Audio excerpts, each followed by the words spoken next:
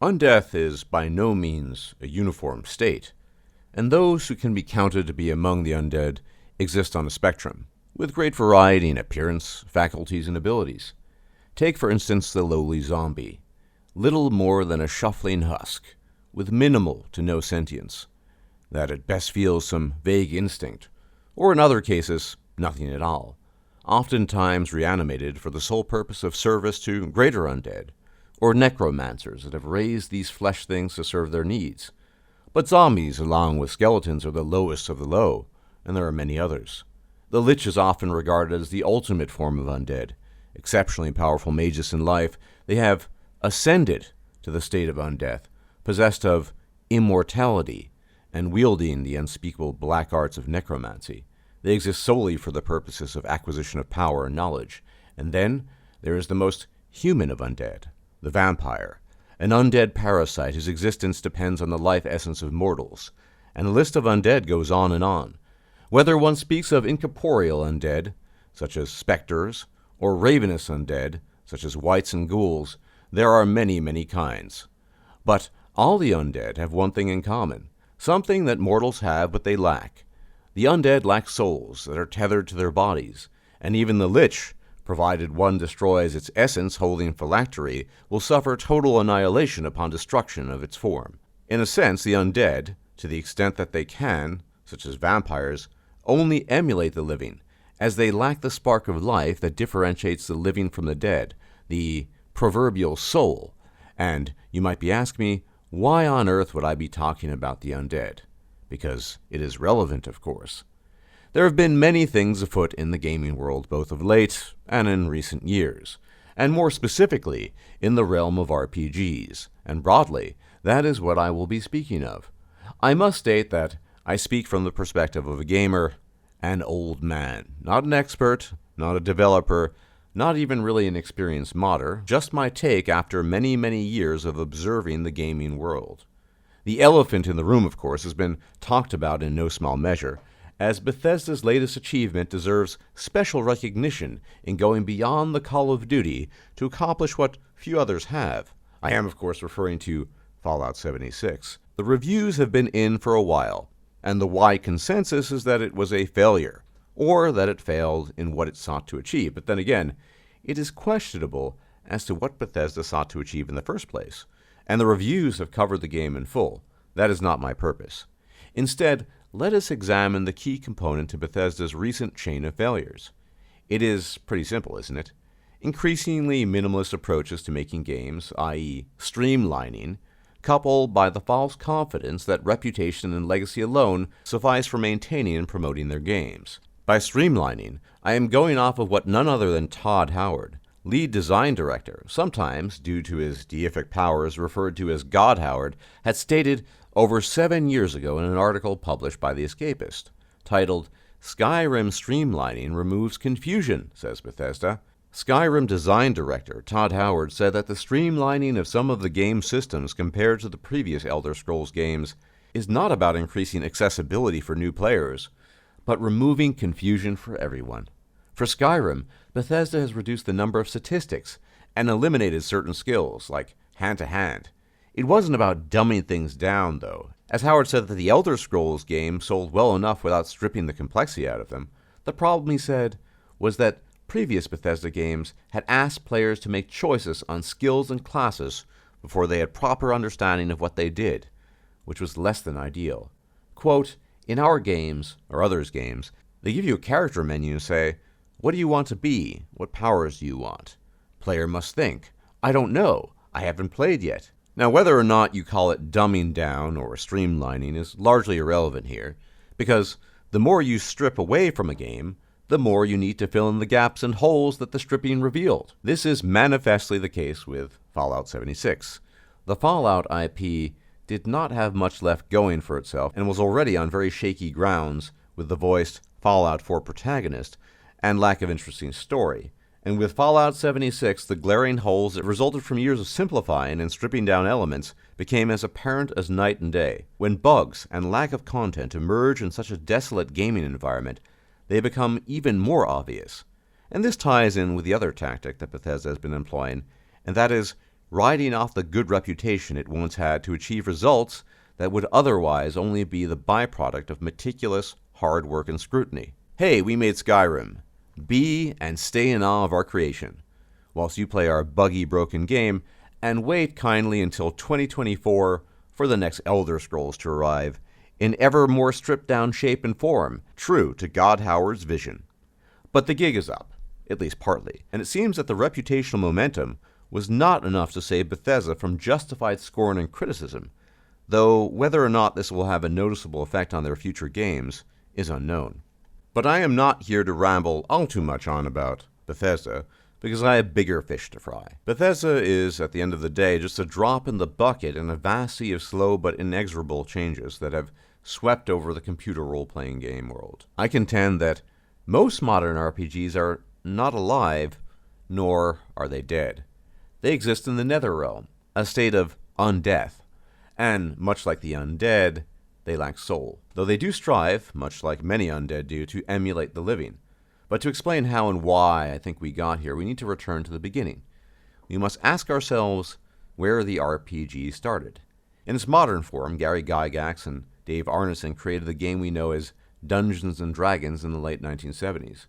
To be sure, from its very inception, what has been known as tabletop RPGs were the quintessential geek activity, hardly popular by any stretch, and limited to a very specific type of person, in the vast majority male, of course. And because of its niche status, RPG games such as traditional Dungeons & Dragons, White Wolf games such as Vampire the Masquerade or Werewolf the Apocalypse, or even Mike Pondsmith's Cyberpunk 2020 flourished with their own unique qualities and, most importantly, details. Loads of details. Think of traditional Dungeons & Dragons 2nd edition with its THAC0 rules, or to hit armor class 0. After all, that's what it stands for, scaling percentages to learn or fail learning spells as a magic user, lockpicking, and the list goes on and on. Add to that the rich canon lore in places such as Planescape, Dark Sun, as well as the stories added to it by dungeon masters and players alike, and you get a veritable cornucopia of material. And all of it was allowed to evolve essentially unhindered precisely because it was niche and limited in its scope and reach as far as its audience was concerned.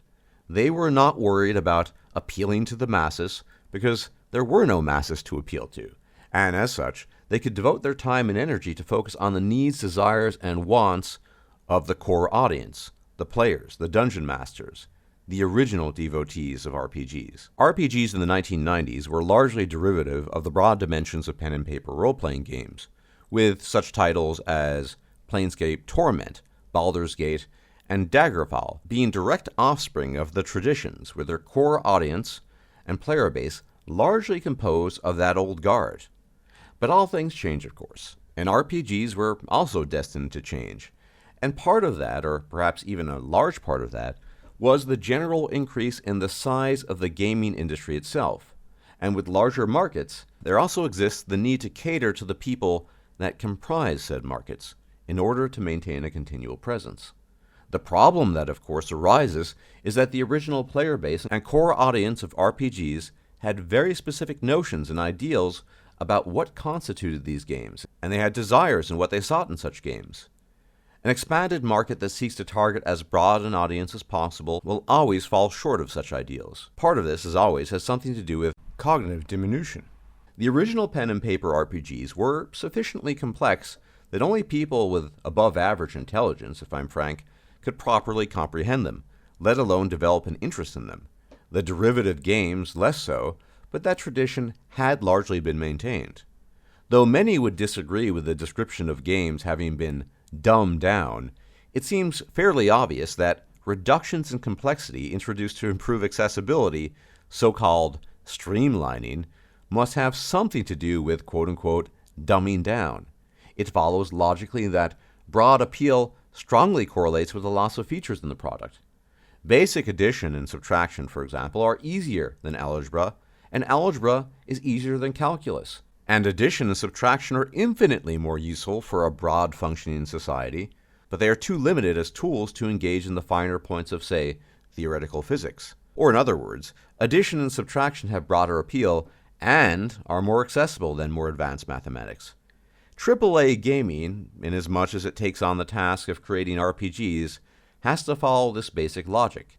And if AAA developers want to satisfy their shareholders and their customers, they will need to cut all the corners we have witnessed them cutting with increasing frequency as they have done so in recent years.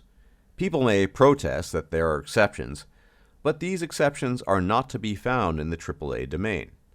Let us take Witcher 3, for example, a game I admittedly greatly enjoyed and appreciate, but nonetheless is one where great complexity is lacking, if we're honest, whether it be in terms of combat, equipment, abilities, or even in some parts of the story, which is relatively straightforward. Having a voiced protagonist, of course, forced CD Projekt Red to cut some corners that may have been available to a silent protagonist, both in terms of branching story and saving money, but the game would have lost its almost universal appeal, to most players at least, by going down that route. The Witcher 3 is a great game, but I would not argue it is a great RPG in any strict sense. But such are the measures taken and indeed necessary to be successful in the AAA gaming realm.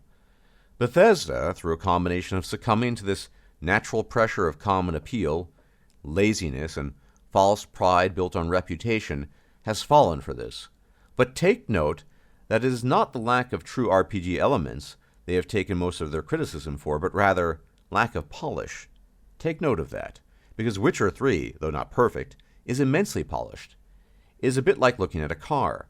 One could be wholly ignorant of the inner workings of the car, but see it in its pristine form and be taken in by it, despite the possibility that internally, in terms of its mechanics, it might be a mess. One could be wholly ignorant of the inner workings of the car, but if it has too many visible dents, people will turn away from the car, even the least observant customer, even the dumbest customer. It is for this and all the other reasons cited that I believe, at least in the AAA realm, that RPGs exist in a state of undeath, neither truly alive nor truly dead. Some deceptively appealing in the same way an undead vampire might present itself as human, but something is lacking ultimately, and that is the soul or the heart of what historically was the RPG.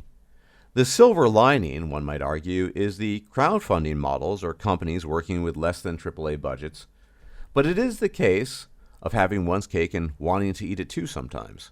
Developers who want to make more classically oriented RPGs can do so, but often fall short on implementing all the features they wanted. The Obsidian IP, Pillars of Eternity 1 and 2, are good examples of this, as certain stretch goals had not been attained, and content was cut as a consequence, though it remains to be seen with Obsidian having been acquired by Microsoft what will happen in the future.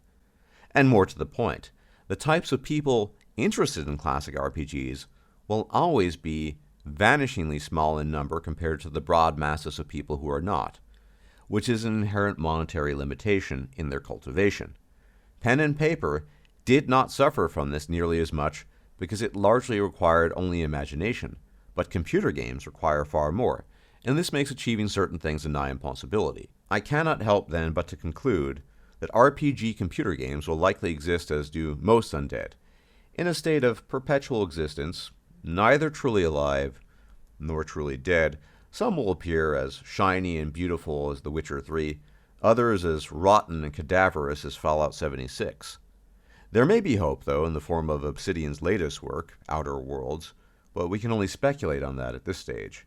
As for my part, I am content to occasionally dip into the ranks of the undead, and still more frequently into the ensouled living, such as Divinity Original Sin and Pillars of Eternity, lack of funding for them notwithstanding, and regardless, the status quo and the many forms of undeath we've encountered in recent years will likely hold for quite some time to come. Thank you very much for watching.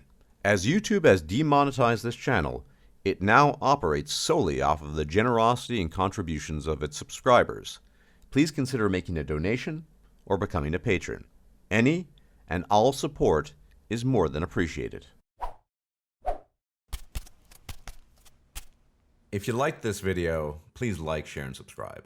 And if you enjoy my content, please consider making a donation or becoming a patron. Thanks for watching.